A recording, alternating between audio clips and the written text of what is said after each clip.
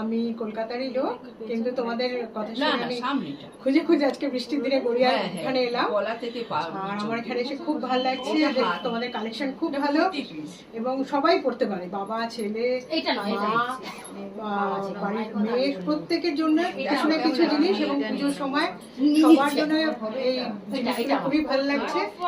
আমি সবাইকে একবার অনুরোধ করবো, একবার অন্তত এই যে খুব ভালো, হোল ফ্যামিলি শপিং।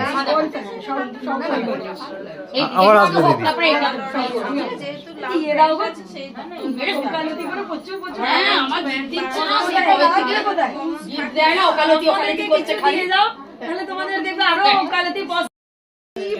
সুন্দরী